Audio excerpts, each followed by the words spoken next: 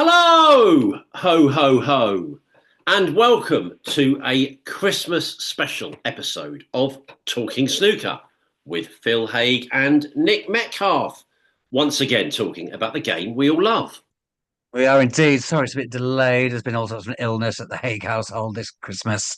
But we're here eventually and hopefully with plenty of snooker to talk about.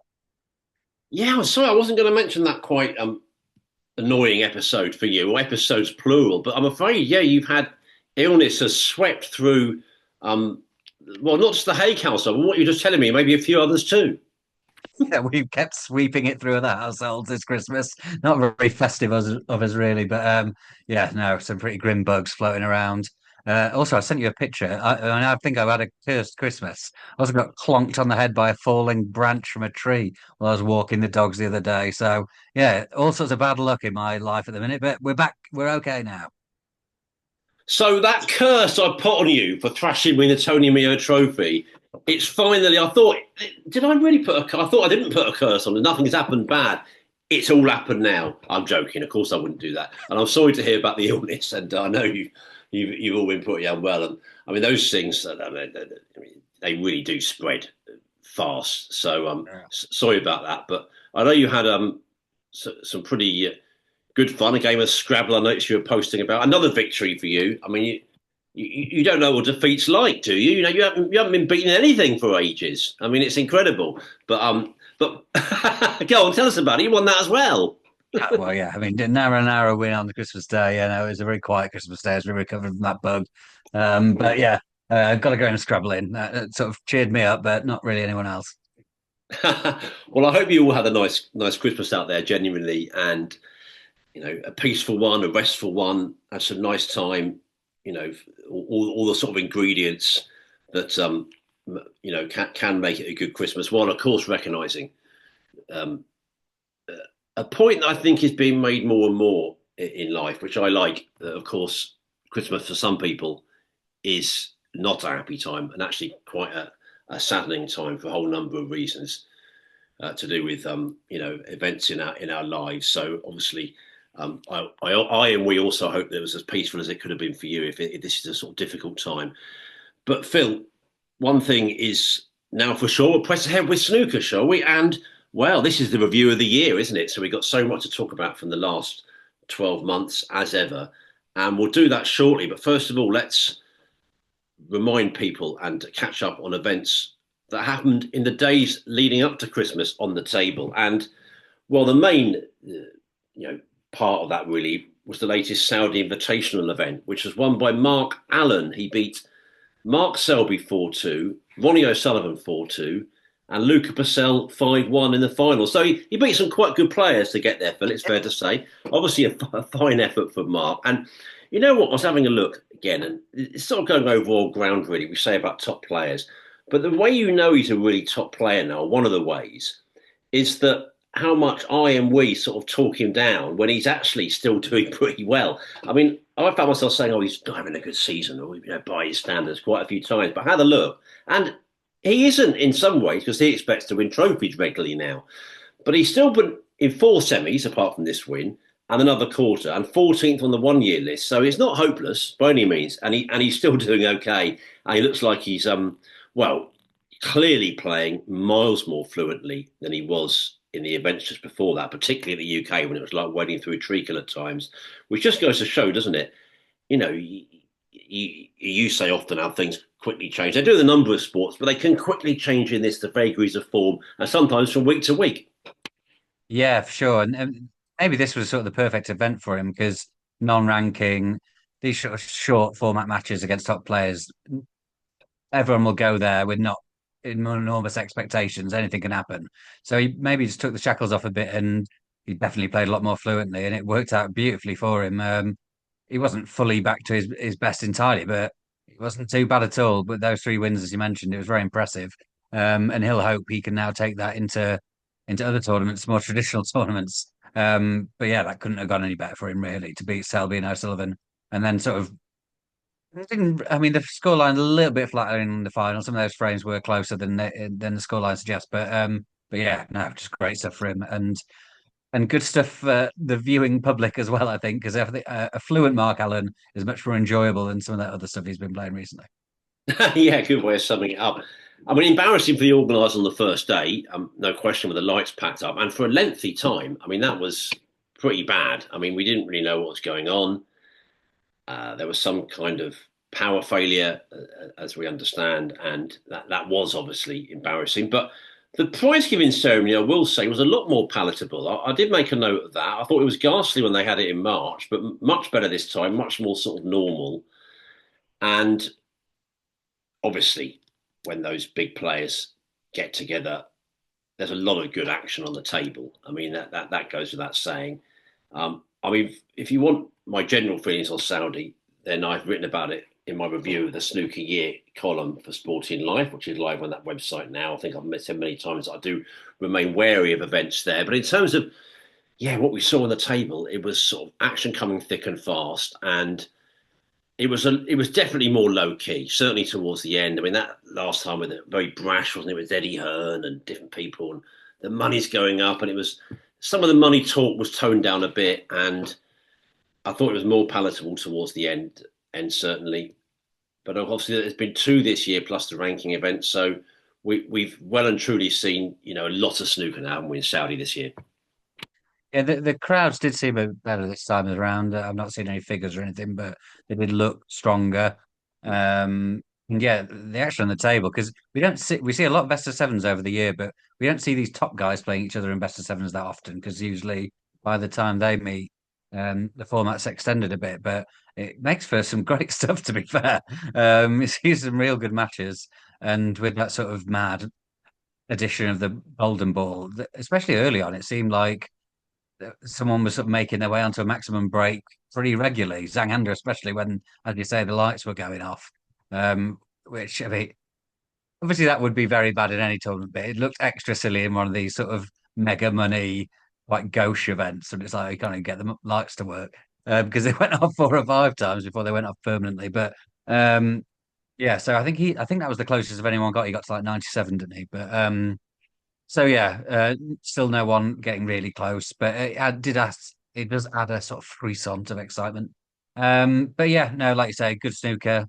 And yeah, I guess that's the way of it. If Saudi is now going to be a fixture for 10 years, they're talking about contracts, then it is going to become normalized.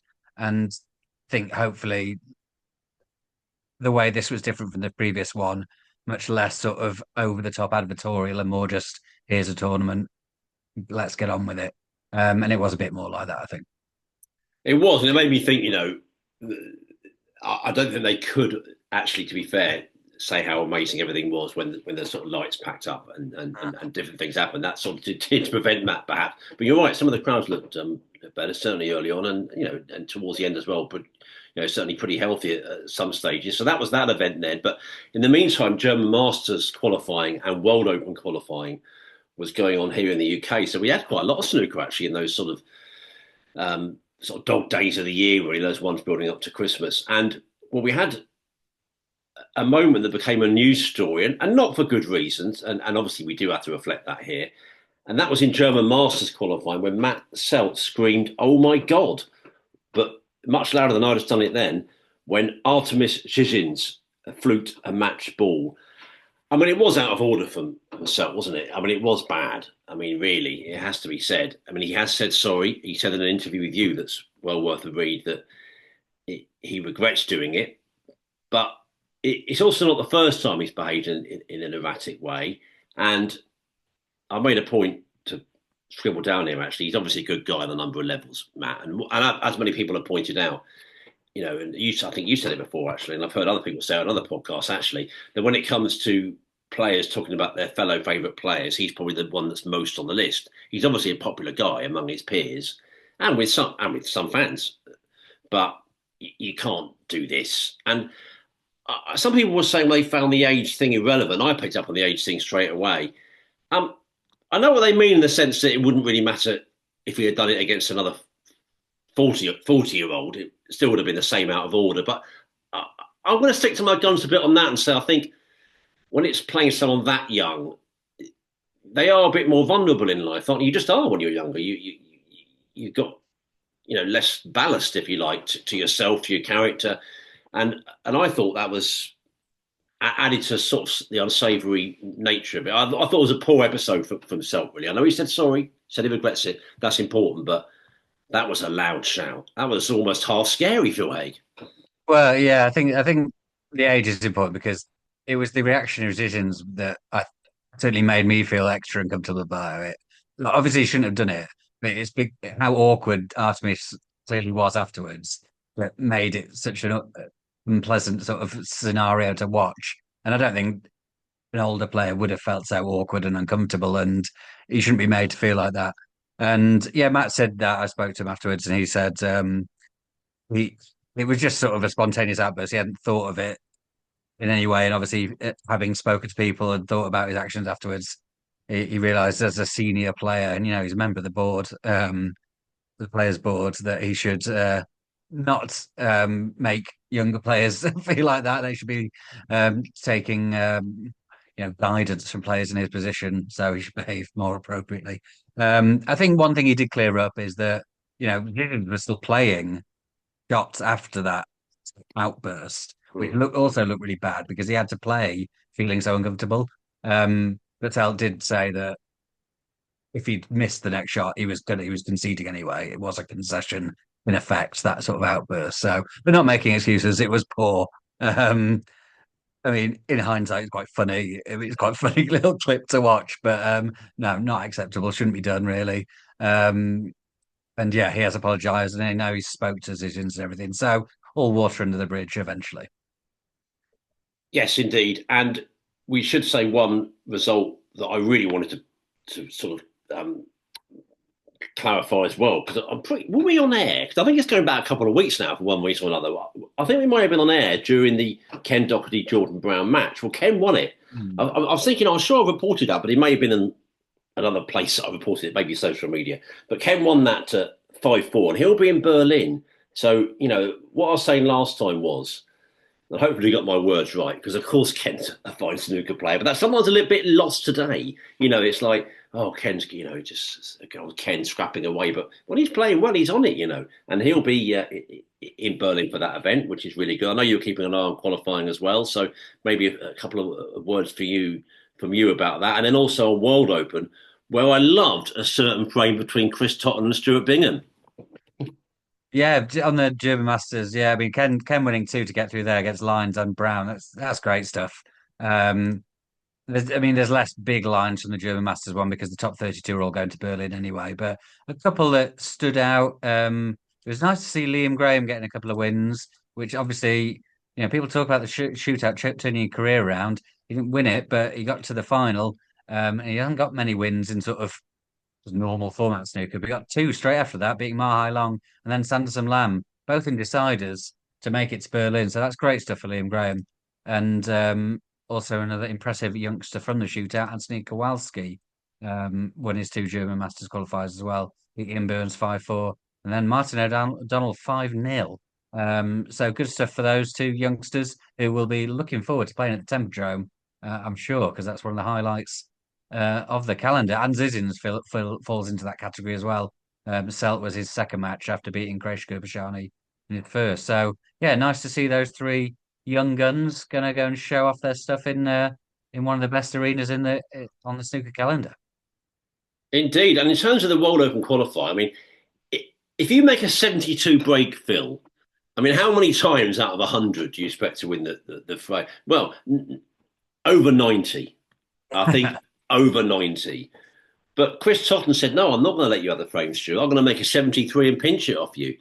So I was doing some rudimentary maths earlier, thinking, why is it so amazing? And of course, it's amazing because the total is 145, which is outrageous. There's 147 points on the table, so lots of blacks going in. But a hell of a frame. That was a hell of a win, actually, from Totten, winning 5-1. But also, what was impressive is a number of the players who were in Saudi, not all of them, but a number of them rushed back to playing qualifiers and won. And I wondered how much Mark Allen was suffering a bit. He only just got over the line, didn't he, against Rory Thor there, 5-4. Luca Purcell beat Julian Boyko 5-3. But there was one casualty, Phil, from those that were out there playing in that big money tournament. Yeah, Mark Williams came back and lost to Sonny Akani. So Mark won't be at the World Open, and it made for that amazing session on the final day of qualifying, Oh yeah. 22nd of December, where all at the same time we're playing Mark Allen, Mark Selby, Sean Murphy, Mark Williams, Ben Doherty, Luca Purcell, and I think Dot against Jimmy White was then as well. So what a session of snooker there at Ponsford, Sheffield, in front of nobody. But yeah, most of the big names survived. There were a handful of so in this one, Sijawi went out. He lost 5-0 to Zach Surety, which was something as a surprise result there. Um, Matt Selt actually he had another bad one. He lost to Manasarwin Michael, who doesn't get too many wins on tour, beat him 5-2. Gilbert lost to Amir Sharkosh. So Dave's sort of good early season form has tailed off quite badly. Neil Robertson withdrew, giving Michael Holt a pass through. Didn't actually see a reason why there, but disappointing for Robertson fans. And yeah, in that match you mentioned, Stuart Bingham lost 5-1 to Tottenham, which was quite a result, really. But so yeah, some interesting stuff going on there in this. There's always some odd results in these just before Christmas sets tournaments, and there are a few in there too. But yeah, plenty to look forward to the guys who got through to the World Open because that's another big one in China in the spring. Indeed, it's a long way from the actual tournament, isn't it? I mean, even longer than the German. I mean, the German's around about a month's time now. But yeah, but the World Open's quite a bit after that. But yeah, you're right. It may be a long gap, but they'll certainly relish it when it comes around. And one other line as well for matters on the table that we wanted to shout out, didn't we? Which was Florian Nusler winning the Italian Snooker Masters in Turin. Marco Staiano has been telling us about that, and it seems like a very successful event. When he beat Peter Devlin 4-2 in the final, and also catching up with some copy, extensive copy as ever from our good friend Michael Day on Totally Snooker, who doesn't just cover the biggest events but all the events, and that's really good to see. Well, he made a 147 in a practice match in that Nusler, so we were saying off air we come up with some niche lines, but I think the line that we think it's the first ever 147 made in Italy is a wonderfully niche line, Phil Haig. Definitely. Yeah, no, shout out to those guys in Italy who worked really hard and put on some good events there. I remember I retweeted that. It was being streamed and got some good names over there on the amateur scene. And I've found this tweet from Michael Holt, who actually went over there to do some coaching a couple of years ago. So he said, "Lovely people. I coached over there a couple of years ago. I was collected from the airport at 8:30 a.m. Coaching didn't start until 4 p.m. After two restaurants and aperitivo, lovely pasta and bottles of wine were consumed. We had pizza in the evening. Tremendous." So the Hitman had a lovely time in Italy when he went over there to do some coaching. And it sounds like those tournaments do really well. So yeah, congratulations to those guys over in Italy and to Florian for winning it. Typically humble from you. You didn't read out your humorous reply. I would never do that. I would never miss a gag. Didn't you say something like that's what you depend on? That's what you demand for all events, Michael, or The something man is like like his rider, isn't he? He insists on it. No, brilliant stuff. Congratulations to all who put that event on, and indeed to Florian Nisler for winning it and for making that maximum in practice. Brilliant effort. So that's the matters on the table done with for the year. And now we've just got the small matter of summing the whole thing up, Phil, the whole 12 months. What a ride it's been as ever. And we'll do that in a couple of moments' time. We should say you are listening to the Talking Snooker podcast with Phil Haig and Nick Metcalf. Well, 2024, Phil, how was it for everyone, we wonder? Lots of drama on the table. Let's go back to the start, shall we, and talk Masters. But as we say, always feels like it should be almost 2 years ago, not just nearly one. But yeah, it feels like a while back when Ronnie O'Sullivan beat Ali Carter 10-7 in that final. Well, I've made quite a few visits, as I usually do, not too far from me, to Ali Pali. Really enjoyed it as ever. But it was a nasty final in some ways. I mean, maybe not on the table, although again, it was a bit simmering on the table, actually. But the atmosphere really spilled over into the press conferences afterwards. I know we like to focus on the snooker, but it did get pretty nasty. But what you have to say really is that it was a golden chance for Ali. I mean, it really was. He was in a pretty good position in that final. But, as so often, it would be wonderful really to see Ali win the Triple Crown. It may never happen. If it doesn't happen, he still had a very fine career. But it just seemed like that might be the night against most other players with that lead. It might well have been. But Ronnie and the Masters is a hell of a combination, as we know so often. So he got another title.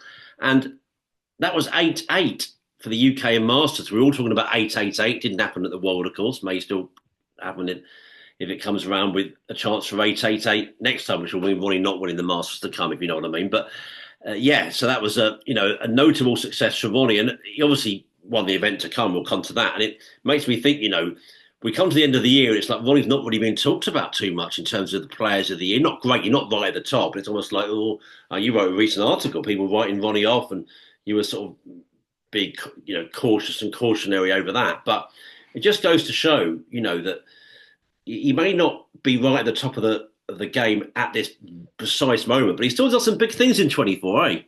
Yeah, yeah, for sure. I mean, he was sort of riding high at the start of the year, wasn't he? Without necessarily playing his best, but sort of looking like he could turn up at tournaments and win without needing to.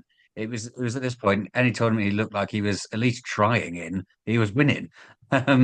So I wouldn't say he was really sparkling for most of his Masters, but he won them all. The closest scoreline was winning margin was 3 frames. And of course, Ali Carter was in a great position for a lot of this final, and it was close. But O'Sullivan got over the line in the end with room to spare. It was a shame for Ali, wasn't he? He was a bit gone by the end, having looked so good.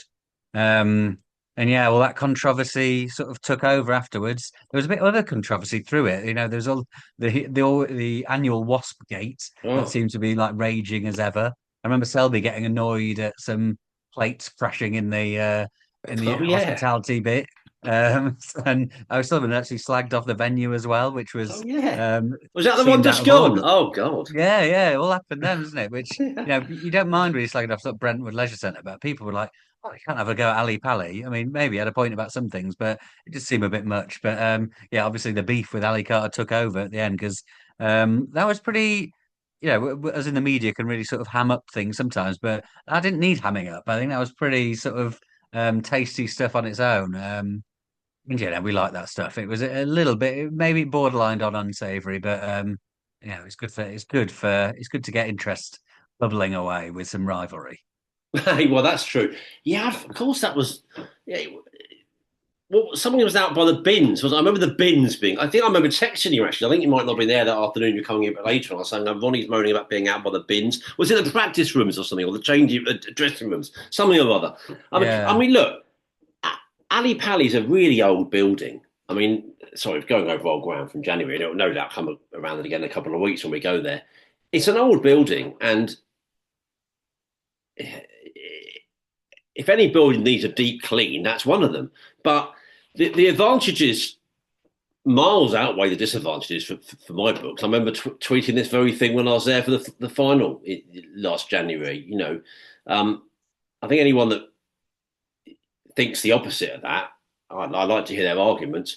Look, I know, by the way, that it's a bit easy for us in the media, maybe in the more roomy press room. Sometimes we're not out there, but having said that, I do occasionally like to go out there for the odd frame, and there's no doubt you're squeezed in. There's no doubt that there are more comfortable seats in other arenas, but the atmosphere that place creates and the sheer grandeur now of that arena and how it looks is just it is brilliant. It's wonderful. They slightly added seats again now, so it's even more. I think 100 or a bit more than 100 coming up.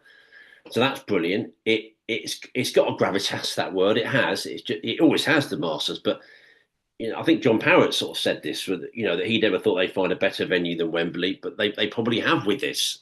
And I don't think anyone thought that remembers the Wembley days there'd ever be anywhere as special. I don't know. This has overtaken it. It either has or it's so close to doing so. That's how special it is. And the benefit of Wembley was they were sort of more normal seats, and this is a temporary feel. But that aside, it is brilliant. On the Wasps thing, I'm sure I said it on here, but a couple of World Darts Championships ago, someone pointed out about the beer, and honestly, some theories you hear that's a crackpot one, but ever since I heard that, I thought that's exactly true for me. And I did say it at the press room in York just gone. Rob Walker was one of the people, and Rob was like, "Is that what they?" He goes, "You know what? That probably is a thing. I think it is. I think the amount of beer they get. I'm not saying there's not loads of wasps and insects in that building anyway. There clearly are, even in the depths of winter. But I'm sorry if you're spilling, sweet smelling beer for the wasps, for 3 weeks. It's not like listen, Phil, you've been to the Rod Darts more than I have. People aren't carefully walking around, like It might be the start, but it doesn't last long. they're banging each other. It's sort of chaos, things being knocked over. That's the same room. So anyway, this is a bit of a theory about why there are loads of insects. But there are a lot, aren't there? The Masters. Let's be honest. They are regular appearance now. Those it's like an episode of Winter Watch at times. But it's a shame. But do you agree with me that the advantages miles outweigh the disadvantages?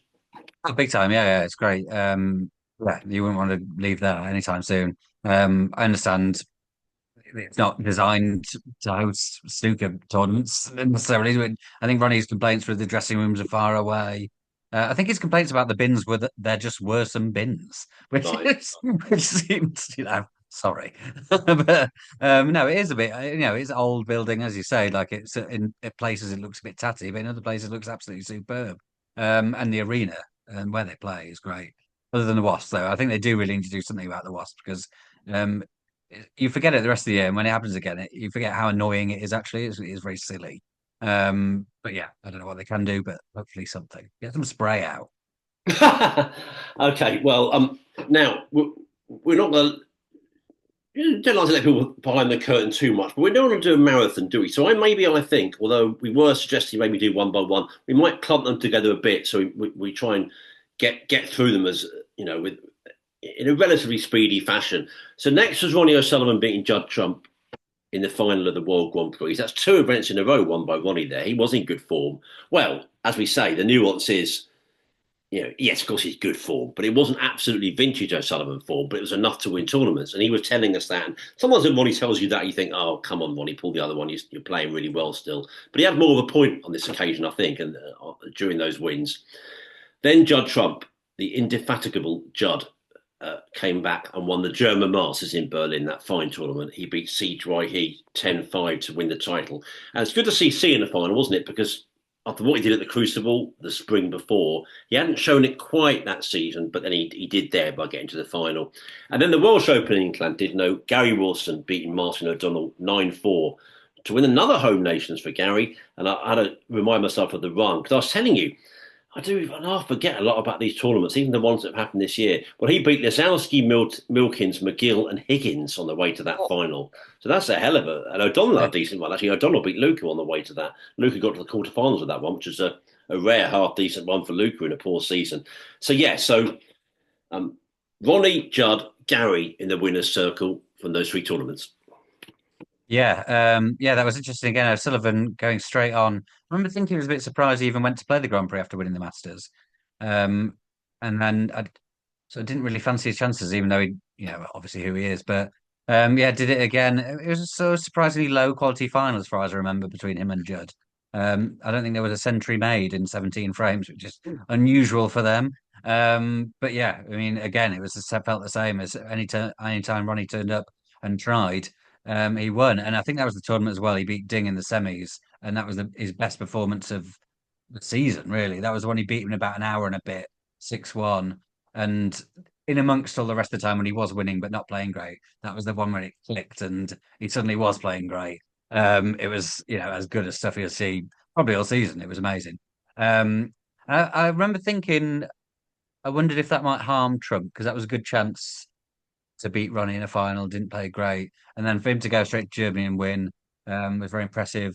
Obviously, the inexperienced C in the final, but that could, C's inspirational figure. Anything could have happened there, and Trump won that one pretty comfortably. So, yeah, good stuff in Germany as always.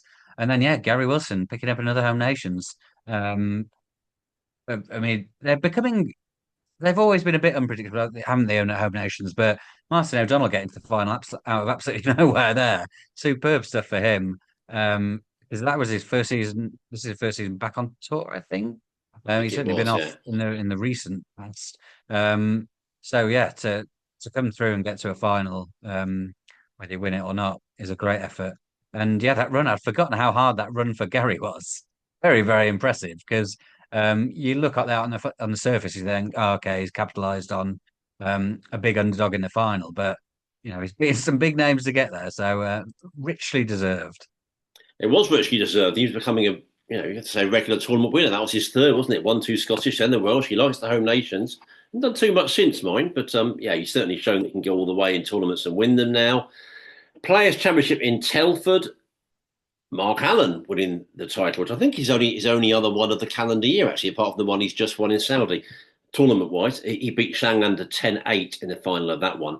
And again, I looked up just to remind myself, I couldn't remember much about it. But then when I saw, of course, that was Selby O'Sullivan, when Selby played absolutely brilliantly and beat Ronnie 6-0 in the quarter final. You think, well, Mark's the hard man to back against now, but then lost to Zhang in the semis.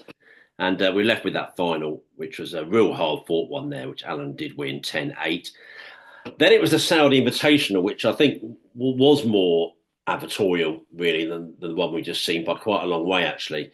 Ronnie O'Sullivan beat Luca Bracel in the final of that. And then we had the non-ranking version of the Championship League, which ended up with Mark Selby lifting the trophy, beating Joe O'Connor 3-1 in the final. So would that have been in Leicester? So you'd have to go on a whistle-stop tour, Phil, then, from Telford to Riyadh to Leicester. If any man can do it, it's you. Yeah, Telford. Yeah, I was actually just listening to Stephen Hendry on Q-Tips today, and he said that final between Alan and Zhang was probably the worst final he's ever seen, which is a pretty damning indictment. That was sort of Alan in full grinding mode, and I think he made there was one century in the whole match, 18 frames, and Alan in the 10 frames he won made one century and one half century, and then it was a lot of scrapping. So he got over the line, wasn't pretty, but fair play. It was a big win, big tournament. So he did what he had to do.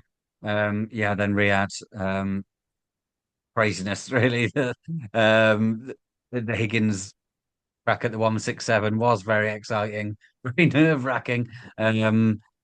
But yeah, it was what it was. It felt a bit like this most recent one. I know it is significant for the players who win it, but it feels like a very, very highly paid exhibition more than anything. I don't come away thinking these are significant wins. I didn't feel that was a significant win for O'Sullivan. But having said that, if this sparks Alan back into form, it well proved to be one for him, but it doesn't feel like a sort of a really important win on the calendar, really. And I suppose you'd say the same about the Invitational Championship League. Um, that's not going to go down as one of Mark Selby's great victories, but another title on the mantelpiece. And a good run for Joe O'Connor. I mean, he's had a funny year, hasn't he? To a final there, impressed at the Crucible, but he sort of dropped off a cliff since then as well. So, yeah, that was an interesting one. I mean, I went down to Leicester for the Championship League to speak to some players there.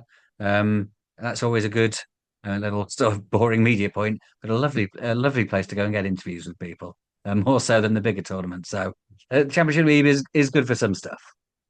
Oh, it's an hilarious event to go to for a member of the media, actually. I've never actually covered it precisely, but I've been quite a few times to do other things, like I think you have. A couple of times, maybe 3 or 4 times actually, to interview for the World Championship program because it comes at a sort of time where it's useful for me to do that. And our good friends at WST Media often sort of think that's a good way of tallying it up, and it is. And I might grab other interviews there as well. And it's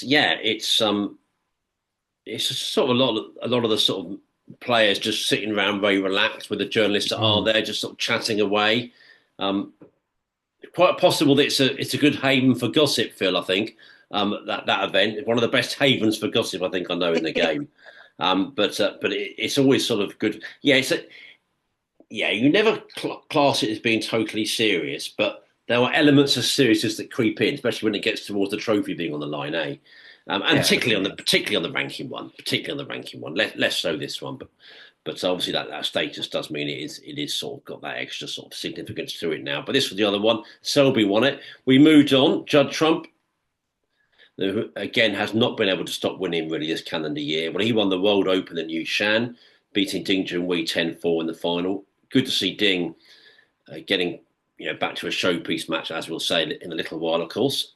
That he went even further and got back in the winners' enclosure, which was brilliant. So a decent year for him, really overall. World mixed doubles, well, that got a lot of criticism, really. I mean, it wasn't thrilling. Let's be honest. It might have got a bit too much stick, but it wasn't thrilling. Luca Bracel, the first one was much better, I thought. I like it as a principle. I'm disappointed if it gets changed or goes. But there we go. Luca Bassell and Rianne, I won't lose sleep over it, but I think it was a good idea, and I love the principle behind it. And we said many times, Phil, on here, a couple of bits of correspondence. One in particular we got, didn't we? Talking about young people getting into it, and particularly girls. Do women play snooker? Well, yeah, they do. They're on telly. They're playing with Bonnie. They're playing with Judd, and I love that. I love that. I love the spirit behind it, and I think it should be applauded. But there's no doubt that doubles can be a grind, and some of the matches seem to drag on forever, even though they were short. With Luca Marcello, Rhian Evans won the title, beating Mark Selby and Rebecca Kennett in the final. And then the Tour Championship, I know, was a great success. I know you were there in Manchester, a real cracker, taking place right in the centre of that great city. And Mark Williams won it, beating Ronnie O'Sullivan 10-5 in the final. But a classic moment, wasn't it, against Tom Ford? He could easily have lost that. One of the decider. I mean, could you have a better example of not getting out of jail? It's a bit mean of saying it, but just emerging from a match he could easily have lost and then taking the best advantage of it. He beat Judd Trump 10-4, Mark Allen 10-5, and then Ronnie O'Sullivan 10-5. So Mark, as he's getting closer and closer there to 50, he's even closer now, just shows he's still capable of winning big titles. He remains just an all-time great, doesn't he? Yeah, winning in absolute style as well. Like, yeah, he could easily have lost to Tom Ford in the opening round. That was the one where he'd been playing pool in China, and he turned up saying, "I've got no chance. I've not even touched my snooker cue." Just flown in. Was it the night before? Definitely Yeah. not. It wouldn't have been the morning, but yeah, very soon beforehand. And looked like he was about to lose in the first round to Ford. Pulled off an unbelievable clearance, and then just romped the rest of it. I mean, Judd Trump was the top seed there, but 10-4, then strolled past Allen and then O'Sullivan in the final, who he's, the class of 92 rivals, but O'Sullivan's got a great record against Williams. He would have been clear favourite to win that. In his mustard shirt at the time, that's got a lot of views. But Williams was absolutely brilliant. So yeah, a fine win. And the World Open you mentioned there, the one that Judd beat Ding in the final one. Remember that little narrative there of Robertson was just coming back into form, and I think he might have had to win it to get back in the 16 or at least get to the final. And he got to the semis and Ding edged him 6-5, I think. Um, but it was all this part of the Neil Robertson renaissance to avoid qualifying for the Crucible, which of course he didn't do eventually, but he very nearly did, and it was all looking very encouraging for Neil then. So yeah, that was just you remember little storylines that pop up and then you forget about because they just come and go. But I think that's what being talked about a lot of the time. But yeah, Williams, of course, the star of the show in Manchester. Although Manchester itself was the star of the show as well, because I think that new venue went down very well there. It really did, yeah. It did. It got a lot of praise, and rightly so. We said for a while we want to be in the centre of some of our great cities, Mm. some of our great cities, full stop, not just ours in the UK, but for a start, ours in the UK, because some of them are in less salubrious places, and that's a brilliant step in the right direction for sure. Well, the World Championship then, not with Neil Robertson, as you sort of hinted towards there, he didn't make it, but of course various members of Snooker's elite were there, and well, they served up a tournament that wasn't a vintage one, it has to be said, but it did give us a classic match, didn't it? John Higgins beating Mark Allen. I mean, I remember walking around the press room, and you're one of the faces I saw. We were all just saying that was great. I have to say, I know I and we are biased, but that wasn't just a great moment of the snooker year. That was a great moment of the sporting year for me. Higgins, arms aloft. I loved that image. It was brilliant. Hazel Irving was great talking about that. Loved that image. And that was special. But a lot of the rest of it wasn't really in terms of matches, standard, and just general play, really. Pockets, in saying that, were, you know, tighter. So maybe that was a part of it. And a lot of us have certainly been calling for that. So you can't, have it all. And I and we must appreciate that. Ronnie O'Sullivan lost to Stuart Bingham in the quarterfinals and played up in front of the referee, if you remember, on more than one occasion, which wasn't great from him. Judd Trump wasn't great on the table against Jack Jones. Very poor, actually, at times in the quarterfinal. He went out, despite being so, obviously desperate to try and win another world title. And then we were left with the last four, Kyren Wilson and David Gilbert, against winning that one, Kyren, and Jack Jones beating Stuart Bingham. And the final, well, Kyren had a storming start, didn't he, going 7-0 ahead against Jack Jones. But he wobbling a bit, but did win the title, got over the line with an 18-14 win. And you'd have to be pretty hard-hearted not to find those scenes emotional with Kyren and his family afterwards, Phil. Nice guys can come first sometimes. Yeah, yeah, and he deserved to win it. I mean, you can talk about the draw he got as much as you want. It's nothing to do with him. He won all the games and he was the best player of the tournament. Beat John Higgins along the way, so it wasn't too easy a draw. And of course, playing Gilbert. I mean, Gilbert was probably, yeah, well, arguably the second best player in terms of uh, level of performance over the tournament. And he beat him in the semi-finals reasonably comfortably as well. Yeah, and that final actually ended up being really good. It looked like it was going to be a complete damp squib, and he took that very, very commanding early lead.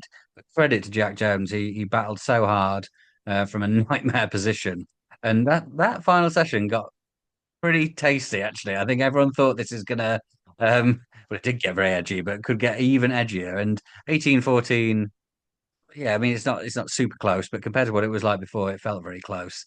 So yeah, some good memories from that World Championship. Yeah, definitely not a classic edition. Um, can't It's hard to say why, isn't it? I mean, a lot of the big names just underperformed. You say like Judd looked decent the first two rounds, then just completely sort of collapsed. Really, not sure what happened to Ronnie against Bingham. I mean, Bingham just deserved to win, so fair play to Stewart. And there are a few other sort of underperformances in there. A lot of distractions off the table. I think there was so much chat about the Crucible Oh, and so much chat about the breakaway tour, which then just sort of disappeared. Um, I don't know how much the players are affected by that or not. Maybe not that much, but it certainly felt from our point of view that I wasn't writing even much about the snooker. It was about all this other stuff.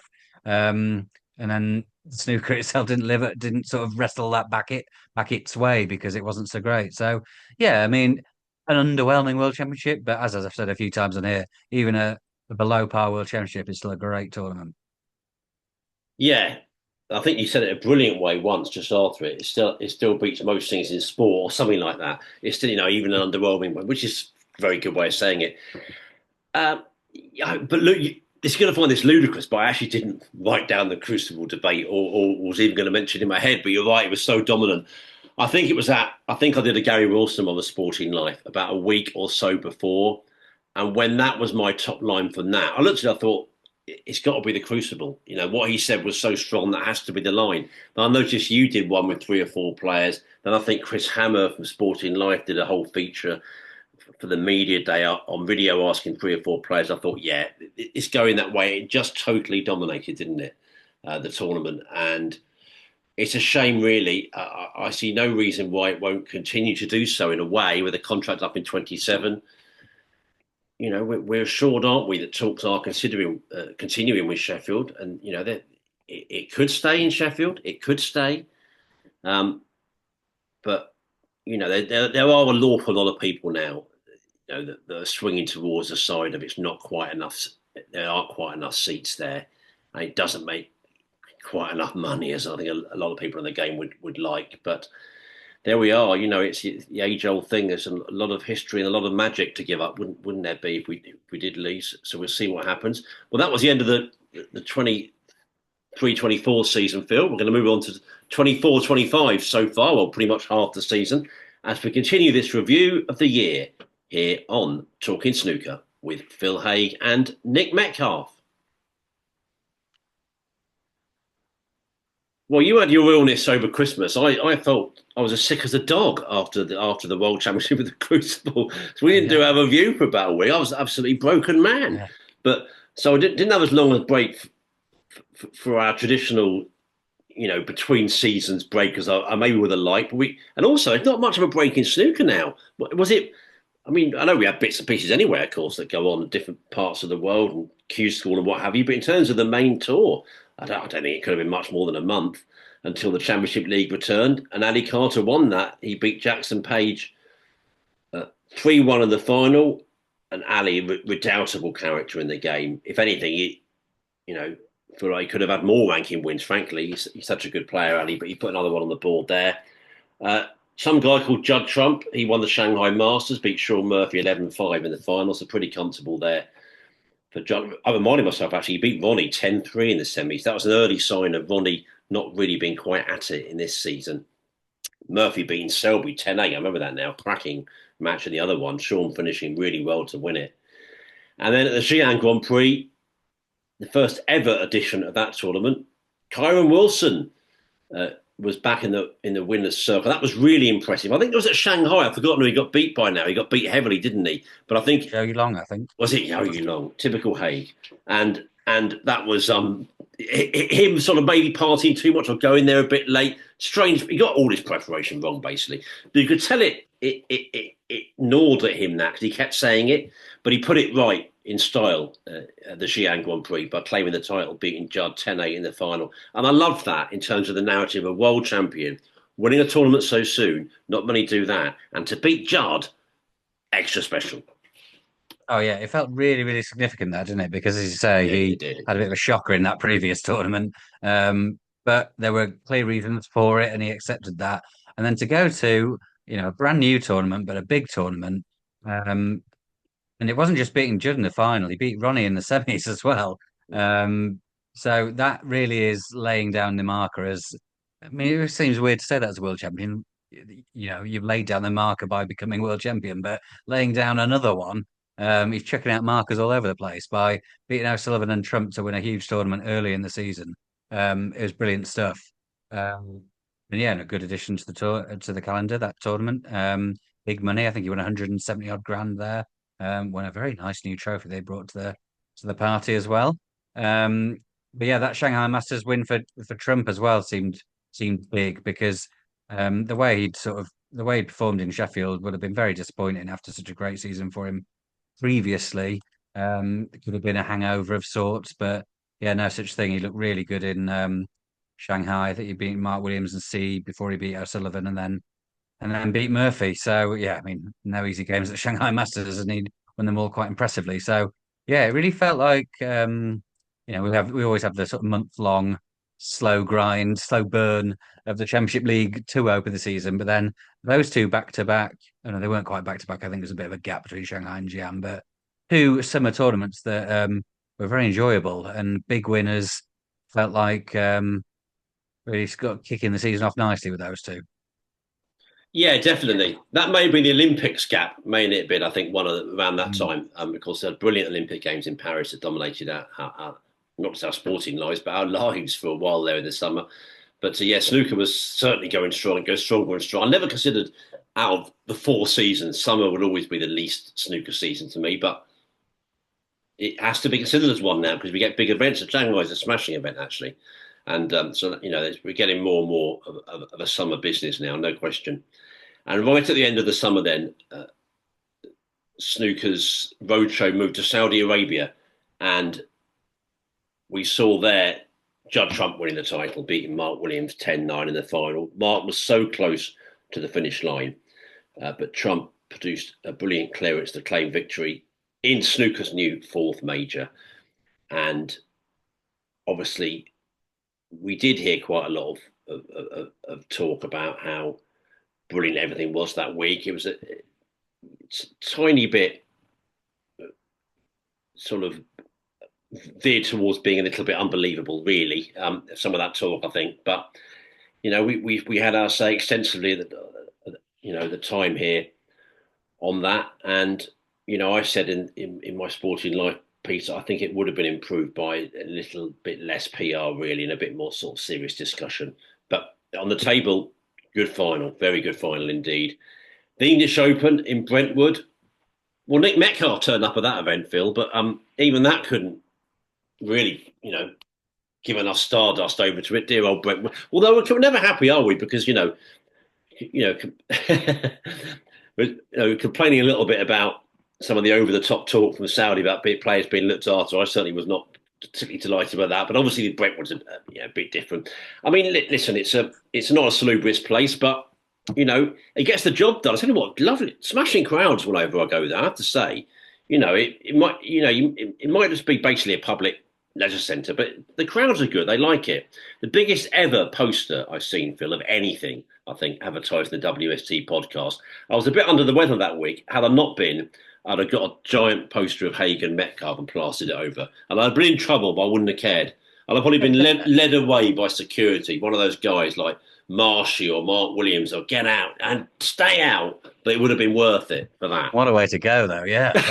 What a way to go! Brilliant. Neil Neil Neil Robertson beat Wu Yizza. Neil Robertson, class is permanent. We thought, will he get back? He did. He beat Wu Yizza. We have to mention there's been another final coming up. What a terrific young player he is. But Neil just win that really good final, 9-7, exciting final. And then the British Open in Cheltenham, where Mark Selby finally won an ITV event. It's only the England football team now that has the curse to deal with, Phil. Mark's won that. He never used to like talking about that, did he, Mark? He thought it was all silly when we said it. But he won't need to worry about it anymore. He won that. He beat John Higgins, who's lost so many finals, of course, in recent times. Well, at least this one, in a sense, wasn't a really painful one for John because it was 10-5. But well done to Mark Selby, back in the winner's circle. So yeah, loads to talk about there, Phil, from those big events, and obviously leading with Snooker's new fourth major. He needed some gumption to get that clearance, didn't he, Judd? Goodness.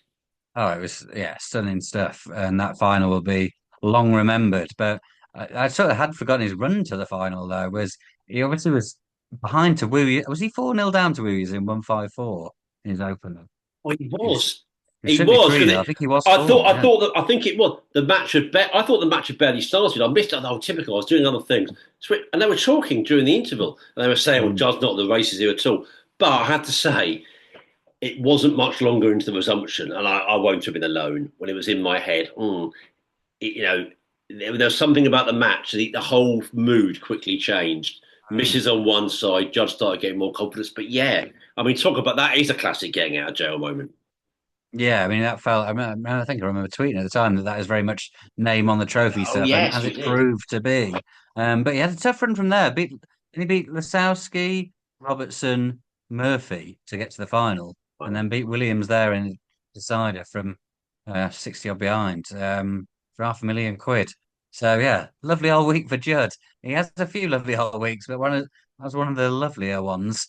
Um, and then, yeah, I mean, weirdly, that Robertson win, even though that was a big win for him to come back, as we said, from the relative doldrums anyway. But weirdly, Wu is sort of the thing that stands out in your mind more from that final because his comeback was so impressive, looked brilliant, and got you excited to see more of him. But yeah, I mean, to Neil for holding him off and getting a big win. And in the British Open this year, I don't know, when I was looking back on this, that's one of the tournaments that sort of stands out in my memory least. But thinking about those two, certainly the semi final, the final, Selby was brilliant in beating Mark Allen and then John Higgins. So certainly no disrespect to Mark Selby meant there. It just hadn't stood out in my memory so much. But yeah, great win for him in what is always a great tournament. British always do look forward to that. It just hasn't quite lingered in my memory as much as some others.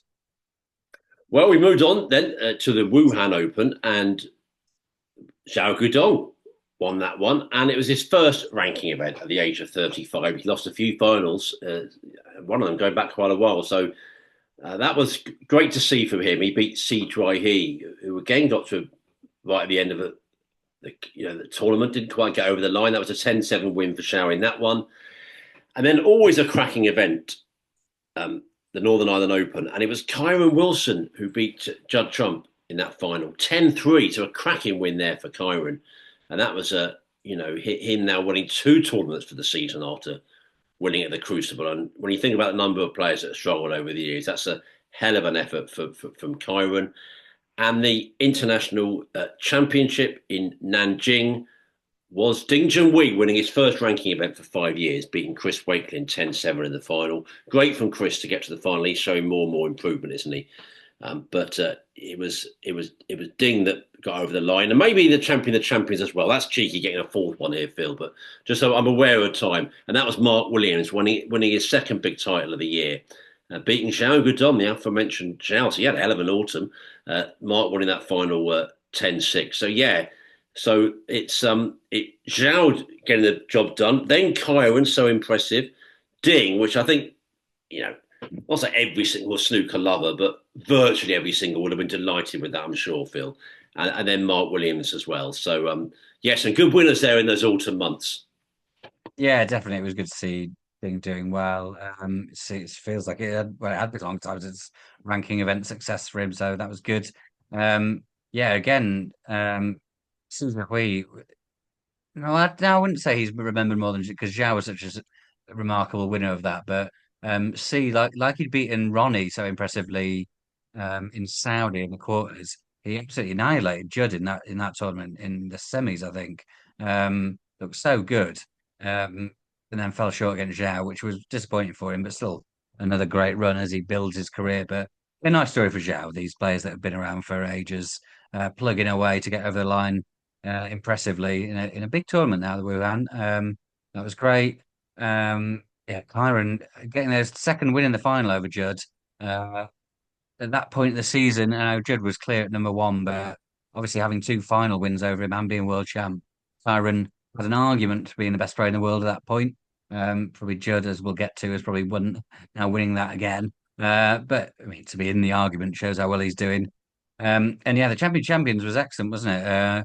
Lots of Mm. stories there. And again, Zhao Guidong, one of the big stories to continue that form from Wuhan, get to the final, beat Ronnie and Selby so impressively, and just great stuff from Williams to get over the line. And yeah, I mean, in this calendar year to have won the Tour Championship and the Champions, um, he's just what 3 months from his 50th birthday now. It's just silly. I mean, we get used to it now because we see these guys doing it so much, but not too long ago, this would have been sort of off the table level of ridiculousness. People wouldn't have wouldn't have believed you if you had said this kind of stuff, but it's happening all the time now, and we shouldn't take it for granted.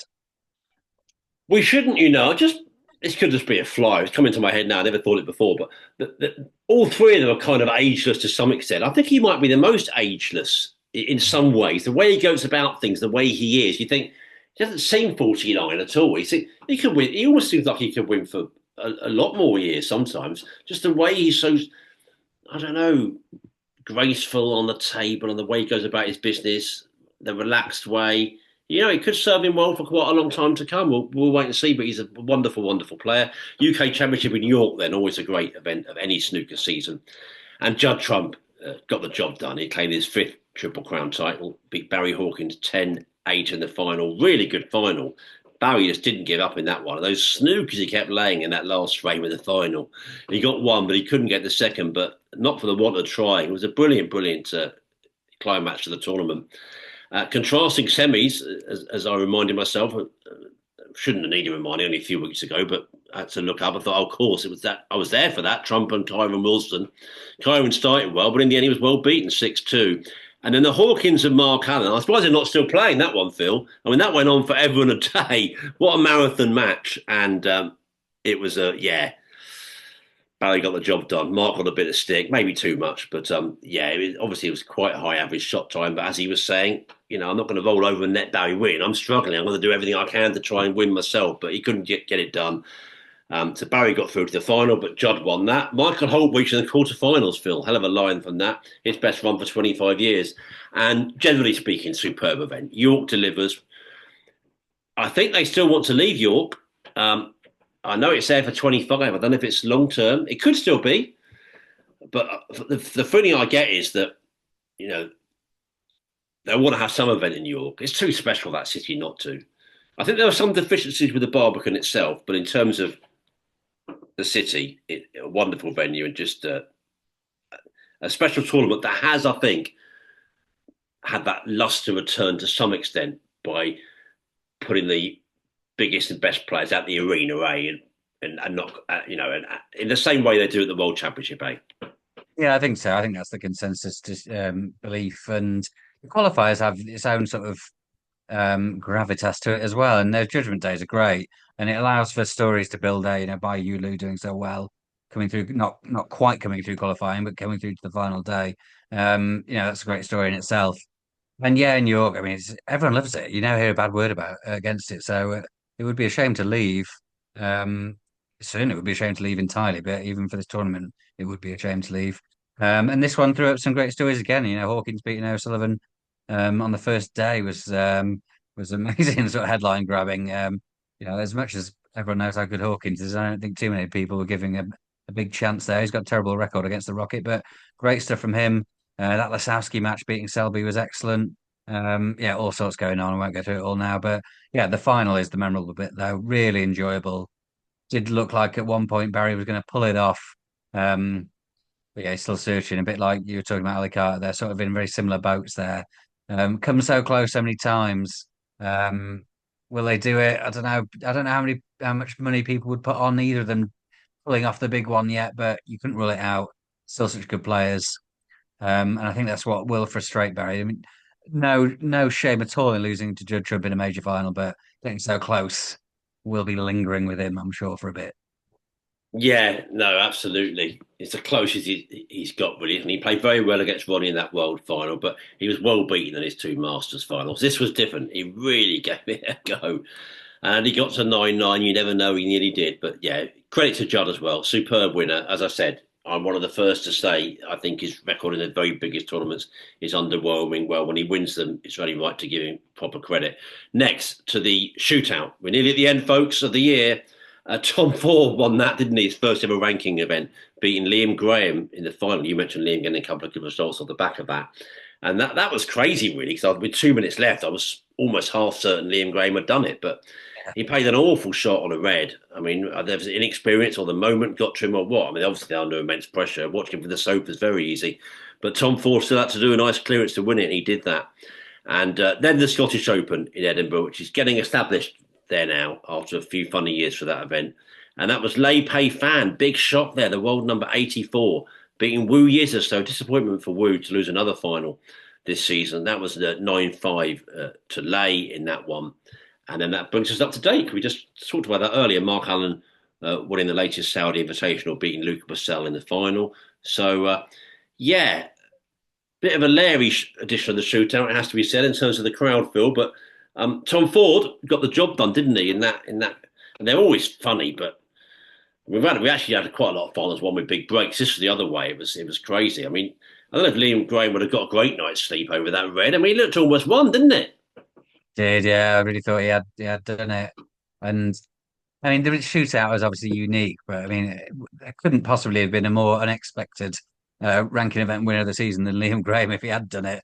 But it turned out to be someone in the sort of mold of a shootout winner, really, in Tom Ford, kind of guy you expect to do well there. And there were amazing scenes, you know. I don't want to say lovely scenes because it was for very sad circumstances, because the death of Brian Todd. But I was very, very pleased for Tom to be able to win it for him and dedicate it to him, and do it in front of a home crowd as well. So yeah, it was great. And then Lei, I mean, yeah, I mean, talk about unexpected ranking event winners in a longer format as well. I mean, unbelievable stuff out of nowhere, really. Um, and a hard run. I mean, I've just got it here: Vafai, Murphy, Bingham, then Ford, Mark Allen in the semis, that big comeback there, and then he would have been big underdog against Wu Yiza in the final, even though Wu's inexperienced himself. So yeah, unbelievable stuff from Lei. We'll see where that goes for him in the future. But even if he does nothing else for the rest of his career, he's won a ranking event, which only a small percentage of snooker people who've ever picked up a snooker cue can say. Absolutely. Now, I know you mentioned on text we should probably name our player of the year. It's a funny thing, isn't it? It's a bit like football, isn't it? I notice they maybe because there's so much football going on, they don't really have necessarily time to. It's a big going concern over Christmas. But you don't get that many reviews of the year in football, do you? And I get that because it's the key thing is seasons, Yeah. and the key thing in snooker is seasons. You don't. It's not really about the year. However, there's something. It's an arbitrary time and what have you. I know all that, but we do definitely compartmentalize our lives into years and decades. So, it's Judd Trump, Player of the Year. You mentioned we should name one. It's got to be Judd, isn't it? I mean, Kyren's close though. I mean, in some ways, people say the World Championship's worth two, and some people say three tournaments. So, if that's the case. He's won five, if you know what I mean. But I think Judd, yeah, consistently across the piece has been just absolutely brilliant. I mean, the complete snooker player now in so many ways. And, well, we don't have favourites, Phil. We're not allowed to. But I hope he wins the second one because he merits it. Might come next time. He merits it in such a big way, a world title. But another great year for the brilliant Trump. Yeah, definitely. I suppose if there were contenders.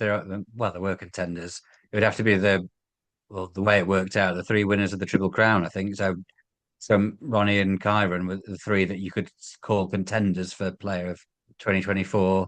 And in terms of tournaments, Trump's won five, Ronnie won three, and Kyren three. So I mean, they're all in the shout. But yeah, it's Trump for me too. Um, but if he hadn't, it would only be it's a couple of frames either way, isn't it? If Trump had lost that final to Barry, then it's a very different conversation. So it's a complete runaway. But for me, yeah, I'd also go Judd. Um, just remarkably consistent over the piece. Of course, you have up and down weeks, but not too many. And it's the amount of finals he gets to as well.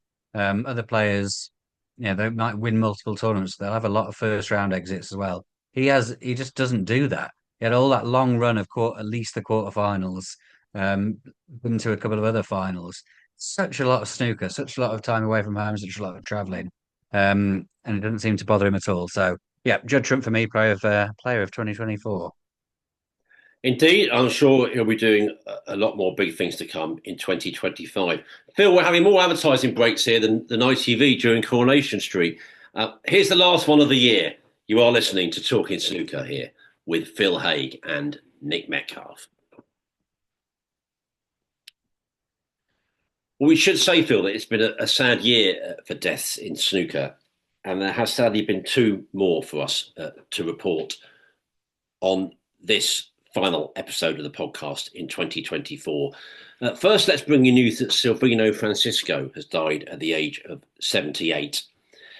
A permanent part of snooker's cast in the glory days of the 1980s. The South African's finest hour came in 1985 when he beat Kirk Stevens to win the British Open title at the Assembly Rooms in Derby. More than 15 million viewers watched the climax of that final on ITV. Francisco also reached a World Championship quarter-final at the Crucible, as well as semi-finals of the Grand Prix, International Open and the Classic. He reached as high as number 10 in the world rankings at one stage. Although he'll be mostly remembered for the 1980s, he did continue to play as a professional for most of the 1990s. And it's fair to say that some episodes of his later life were more unsavoury. Indeed, he went to prison for 3 years for smuggling cannabis. But in terms of pure snooker, he'll be very much remembered by certain generations as a fierce competitor and a very fine player. And Phil, as we've seen with others we've lost from that cast of the 80s, like sadly when we lost Ian O'Kane this year, it's something that's keenly felt by snooker people everywhere. Yeah, absolutely. Yeah, it was sort of a very memorable cast of characters, wasn't it, from that time? Because everyone talks about the individuality and everyone can picture them. They all had their own sort of unique identity, and I think it was sort of more international as well in certain ways. There seemed to just be sort of one or two people from each country and quite an interesting range of countries. But yeah, I was looking back at his sort of successes and amazing runs at that 85 British Open, beating the likes of Jimmy White, Tony Meo, Alex Higgins, Kirk Stevens in the final. Um, and yeah, he only had one really run at the Crucible in '82, where he got to the quarterfinals. Um, beat Dennis Taylor in the opening round there. So yeah, I mean, as you said at the time at his peak, one of the best players in the world, up to number 10 in the rankings. It's hugely impressive. Um, Especially coming, it's always harder for players from overseas coming from South Africa. So yeah, a sad loss from a memorable character in the game. Definitely, and we offer our condolences to the family and friends of Silvino Francisco. We also bring you the news that Alan Hughes has died, snooker's best ever compere, an immensely popular character in the game. He had such gravitas and charisma about him, and will perhaps be most remembered for introducing Jimmy White as the whirlwind of London town. Just reading about Alan in recent days, Phil, it reminds me he really was pure show business. He met Frank Sinatra, he played football with Jimmy Greaves, and he performed just about everywhere, comparing, singing, telling jokes. I saw an old BBC piece about Alan where he says this: I've played at the old Hackney Empire, the talk of the town, the Royal Albert Hall, the London Palladium, in Las Vegas, everywhere. I've heard from various good sources that he was doing some announcing at Brighton Racecourse in more recent times. So he really was a performer until the very end. I've been looking at a couple of clips and just reminding myself and all of us about, how he did the job, and saw one particularly introducing Jimmy White at the Crucible, and the sheer presence. And as someone else reminded me, and I'm glad they did, he had all the presence and charisma certainly, but he had a voice, and a voice like I've never heard actually. Just a voice like I've never come almost near to hearing. It was such a sort of grandeur to it, and just something so almost that took over. It was just such a rich, brilliant voice for that job. So he'll be remembered by again certain generations of snooker fans as just being brilliant at his job, and in many ways, in life terms, really one of a kind, eh? Yeah, definitely. It's such an important role, isn't it? I mean, it's sort of not unique to snooker entirely, but it's so important in snooker. And the guys who do it have it for such a long amount of time. They become such fixtures and such an important part of fans' experience on the telly and in the arena, especially in the arena. Um, so yeah, it's a huge role, and as you say, he did it absolutely brilliantly. And yeah, it's right what you said about his voice. Quite hard to sort of explain or put it into words exactly what makes it as good as it is. It's a bit like when you try and sort of explain John Virgo's commentary voice. He's just got a brilliant voice for it. He does. And yeah, Alan had that as well. And yeah, I've watched a few. Great watching the old clips. The curtain at the Crucible, I was watching a few when he said the player's name and it zips open. Just lovely memory. Um, so yeah, no, a huge figure in the game. Um, and brilliant, absolutely brilliant at what he did. You don't hear bad words about him. So yeah, another sad loss. Indeed, people reminded me of the likes of Bob Knopfman and Norman de Mesquita and different people that did it at the Masters. Alan was almost the first that really made it that huge business, the introduction of players and bringing in the nicknames and making it that almost more part of the show than that had been before. And he was just did it so brilliantly. So we, of course, offer our condolences to the family and friends of Alan Hughes.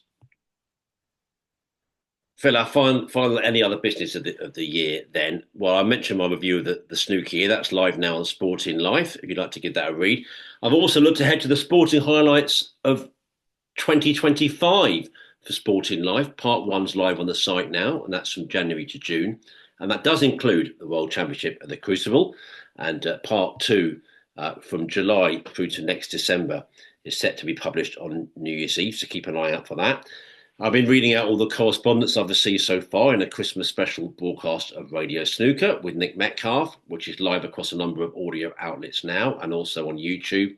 And I'd also like to wish the very best to all those organising a special Kingsman Snooker event, which is called Cues and Brews, and it's taking place in Colombo, the capital of Sri Lanka, next Sunday. I'm sure it'll be a brilliant day. Dennis Taylor, Ken Doherty, Joe Perry and Jack Lazowski will all be playing at the event. And if you pick up a programme, it includes a piece from me. For more information, go to kingsmansportsgroup.com. That's Kingsman, Kingsman, and then sportsgroup.com. So I'm sure there might be some plugging from you, Phil. I know you're always a busy man, although maybe a bit less at Christmas because you've not been very well. But what we're of course looking forward to is the Masters. Your keyboard will be on fire. We're just starting to get in our head now, aren't we? Masters previews coming soon. Yeah, that's nice as well because yeah, there's months up to Christmas so busy you don't really get any time to sort of breathe. But yeah, nice chance before the Masters. There'll be some interviews and pieces coming up before that for sure. I just had an interesting chat with Harvey Lisberg, who managed Jimmy White and Alex Higgins back in the heyday. He's got a new short book out which you can get online called "Managing the Bad Boys of Snooker." With some cracking anecdotes, as you can imagine, about working with Jimmy and Alex. And I had a chat with him the other day about that. And there'll be a piece coming up. I think I'm putting that out New Year's Day, so have a look out for that, and have a look for the book as well because it is yeah, very entertaining, as you can imagine. And the only other any other business I meant to say because we were going off the World Snooker Tour calendar for 2024, but I thought I'd give a shout for the World Women's Final as well because it felt like a significant one this year with Bai Yu Lu winning in China in Dongguan, beating Mink 6-5 in the final. Huge viewing figures they got there. This was back in March. And yeah, that I feel like we'll see in a few years what that means in terms of popularity of the women's game. But if there's going to be a turning point, if it does explode in China, that'll be it. So we should give that a shout as well. So congratulations to Bai over what was a great year for her in general. It was, and the noise for the climax of that final. I remember putting a clip up. I loved it. It was brilliant, and the crowd was excellent for that. And I know Matt Hewitt says it's the most successful. I don't want to put the wrong word. I think he might have said the most successful tournament he's ever been involved with, full stop, in terms of the one that he helped to organise. So, yeah, absolutely brilliant. And that was, I'm sure that event will go from strength to strength. And I'm just trying to remind myself who won the World Seniors. It was Igor Figueiredo. It was. He beat Ken Doherty 5-2. And that, of course, event takes place at the Crucible now. So that was a nice deal there in the spring. And Ken can't quite get that one, can he? He's won everything else in the game. He keeps missing out, but he'll have more chances, I'm sure. Still, as we say, a very fine player. And, well, what else has been happening in sport then? Well, Liverpool go marching on, Phil. We were just talking about before we came on the air. They were brilliant at Tottenham last time they were in London. And they won 5-0 at West Ham today. Really are looking like champions. And, well, Manchester United are doing so badly. They're even mentioning the R word, relegation. I mean, I don't think it'll happen, but I mean, what a sign of how badly they're struggling. My goodness. They were woeful at Wolves the other night. But we want to mention Nottingham Forest, don't we? Second in the Premier League. Outstanding stuff as we record this tonight on this Sunday night. So, continuing congratulations to everyone at Forest who aren't really quite getting the credit they deserve, I think, from almost everyone, actually. Second, absolutely brilliant stuff. And well, you told me that Barnsley keep winning away. What's going on there? They can't win. They can't win a home game. Is it you lot getting on their backs too much at home? What's going on? I know, and I've not been all season, so maybe I need to go. Your Maybe that's mates. what's been missing. Now we've won two out of the last 17 home games. That's not good, but we've got the best form in the league away from home, won away against Peterborough. So it's turning out average overall. But yeah, no, shout out to Nottingham Forest. Snooker fans, Michael Holt, Anthony Hamilton, I know they're loving it. It's amazing. I don't think I know. Obviously, it is getting reported, but they're doing a bit like Leicester, don't they? Just like 1-0 wins that aren't grabbing the headlines, but they've not been as this high since Brian Clough was in charge. So yeah, no, it's incredible stuff, and especially for a manager Nuno, who after that sort of failed stint at Spurs, that really felt like that was it for him really in the Prem. But no, showing people that he knows what he's doing. So yeah, congratulations to everyone involved with that club. Very, very impressive. It is. I mean, that's almost the outlier, him doing badly there, is it? And the more common thing is him doing pretty well. But you're right. That did not go well, but he's just doing a marvelous job there. And what else should we say? Well, brilliant race, of course, over Christmas for jump racing fans. The King George, that was won by Banbridge for jockey Paul Tandon and trainer Joseph O'Brien. The NFL regular season heads towards its climax. There were two games on Netflix on Christmas Day, which I think says a lot about the future direction of sports coverage. And as for the World Dance Championship, well, tailored to Luke's Phil. Luke Littler is still in it as we speak. He's in the last 16 and has a match to come. Would be tomorrow, as we record this now, Monday night. But Luke Humphreys is out. Hell of a victory for Peter Wright. That was tonight's play, wasn't it, Ali Pally? And we were just saying before we spoke to you here on air that the averages itself weren't that much different, but it sounded like Peter Wright was absolutely lethal with the checkouts when it really counts. Yeah, so 70% on the outer ring, and bullseye, of course, which he did hit. But yeah, that's tremendous at any level. But to do that over a long game on that big stage, 7 out of 10, superb. And he's rolled back the years. He's been awful by his standards all year. Turned up really needing to win his first game to keep his ranking looking half decent. He just about did it. It didn't look great, but after Christmas, no, after that first game, his second, and then this game. Looks great again. 54 years old. So yeah, tremendous for him. And a good year for as world champion for Luke Humphreys. Really impressive guy. And he was very, very classy on stage afterwards. But disappointing end for him. But yeah, Littler is now the odds-on favourite with the bookies. But you've still got Van Gerwen in there. You've still got Gerwin Price. Still got Peter Wright. He's won it twice before. And Callum Ridds. I don't know if you've seen him play. Probably the standout performer of the tournament so far. I think he's thrown the two highest averages of the tournament himself. So looking very impressive, yeah. And I think that since last time we recorded, Fury was beaten by Usyk for the second time, Oh which I yeah. watched at a party. Um, It was a very good sort of technical boxing match. It wasn't. It was. It was one of those where you watch it at a party with a load of people who don't watch boxing and they think it's really boring. But it wasn't boring. It was very good. But yeah, no, it wasn't knockdown, drag out stuff. But a deserved win for Usyk again, I think. Well, that's where a boxing person like you, that is interesting because I got that vibe from around the office. People that I know, some people I know, and some people I think I could tell I don't know them so well. They know their boxing a bit more, and they were quite complimentary of it. But was Frank Warren mouthing off a bit? I mean, he was saying he thought it was a bit unfair, but a few of the biggest writers I know thought, and I noticed AI thought it was not much to Fury's degree. They were, I mean, Usyk was the winner, wasn't he? Yeah, I mean, if it had been scored a draw, it wouldn't have been a big surprise. But I think I didn't see anyone score it for Fury other than Frank Warren saying it. But as his promoter, that you expect to say that. A draw wouldn't have been a robbery, but I think Usyk deserved to win for sure. A lot. I mean, it's just one of those things that Fury was throwing uh, probably more punches, but it's where they land. They were just landing on his gloves, landing on his arms. They weren't doing anything, so they don't count. So yeah, no, certainly over two fights, Usyk was clearly the better man. Good man. Well, we did a bit longer than we wanted to. How did you avoid the Gavin and Stacey hype? I loved it, by the way. I thought it was a great climax. Not your thing, I know. So you no doubt just avoided it. I also watched Casablanca and the Duty Free Christmas special from 1986, Phil. So another topical festive period. Were you a bit more modern with your watching?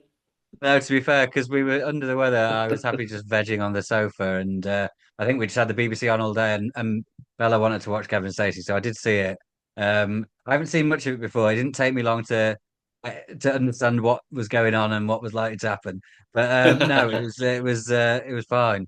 Um, yeah, similar with EastEnders. I've probably not watched an episode of EastEnders for 10 years, but the same people doing the same stuff. Don't worry about it. You can catch it pretty quick.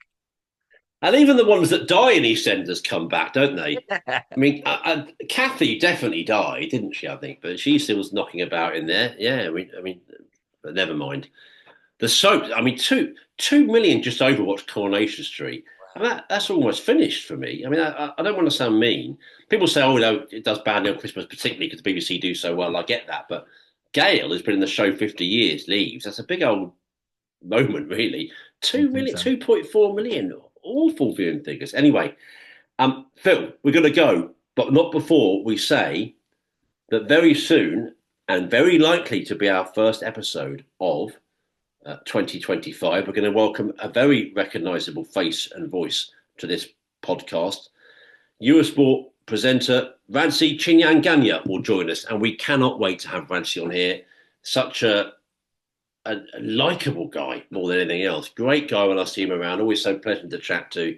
And obviously, we'll focus a lot on snooker. Of course, we will. That'll be our predominant focus. But he's done loads of sports. We have correspondents saying we've mentioned it on social media, not here yet. People writing about him, like did a lot of wrestling at one time, different things he's done. Big face of the Olympics now. Of course, we'll mention Blue Peter. So loads to ask Radzi about. We look forward to him joining us very soon on this podcast.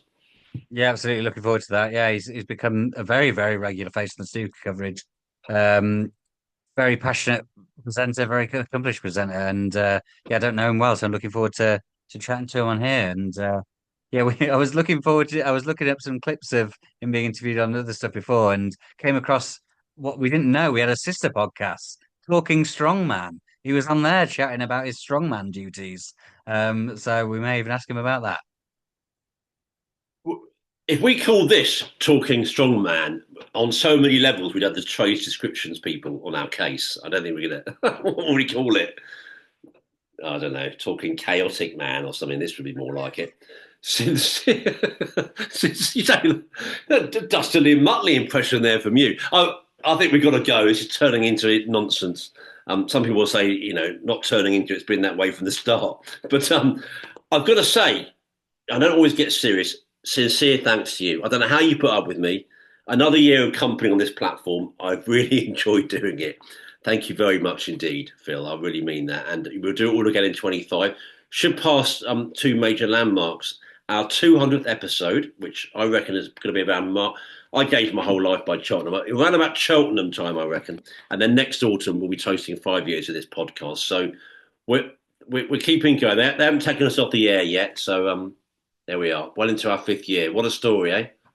Yeah, no, the pleasure's all mine. Thanks for doing it as well. Yeah, really do enjoy it, and thanks everyone for listening or watching, however you're getting involved and getting in contact with us. Keep that coming. We appreciate all the correspondence, and I hope you've all had a great Christmas and are going to have a great New Year, and plenty more to look forward to in 2025. Indeed, everybody. Merry Christmas to you and Happy New Year. And yes, do keep the correspondence coming. Talking Snooker at yahoo.com or tweet us at Talking Snooker. We have had a couple of bits in, which is partly said related to this, but we've done a long one now. It's very late at night. So it's good stuff, good questions and good points. We'll keep that correspondence for another time if that's okay. And I salute you for the final time in 2024 and say enjoy the New Year festivities when they come, Phil. And I'll see you in 2025, sir.